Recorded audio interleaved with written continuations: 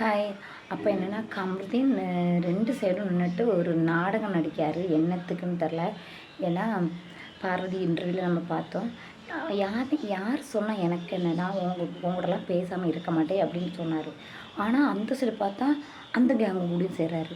இங்கே பார்த்தா இங்கே பார்வதி கூடயும் சேர்றாரு. பார்வதிக்கு ஆமா போடுறாரு, அந்த சைடும் ஆமா போடுறாரு. ஆனால் அந்த சைடு இருந்து பேசும்போது அங்கேயும் நல்ல பிள்ளைய பேசுகிறாரு. இந்த சைடு பார்வதிக்கிட்ட வரும்போது ரொம்ப ரொம்ப நல்ல பிள்ளைய பேசுகிறாரு. என்னத்துக்கு இப்படி நடிக்கிறாருன்னு தெரில. ஆனால் எனக்கு பிடிக்காதடா, உங்கள் கூடலாம் ஒரு மண்ணுக்கு நான் உங்கள் கூட ஒட்டவே மாட்டேன், சேரவே மாட்டேன்.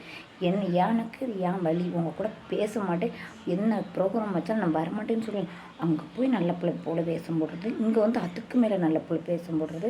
ஆனால் பார்வதி இதெல்லாம் பார்த்துட்டு பார்க்காத போல் இருக்குது.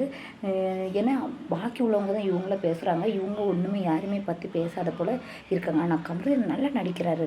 நீங்கள் எந்த ப்ரோக்ராம் பாருங்கள், அங்கே போய் நல்லா பண்ணுறாரு.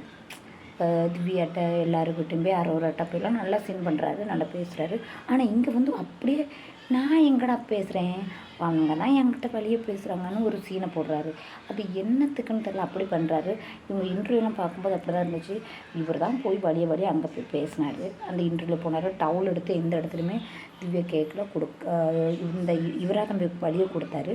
அதுக்கு முறை இப்படி ஏன் பேசணும், ஏன் உலகம் உள்ளே இருக்கும்போதும் நடித்தார், வெளியே வரும்போதும் நடிக்கார். ஆனால் 2 பேருமே ஏதோ மீண்டும் பிக் பாஸ் ஆரம்பிச்சுக்கிட்டு இருக்காங்க.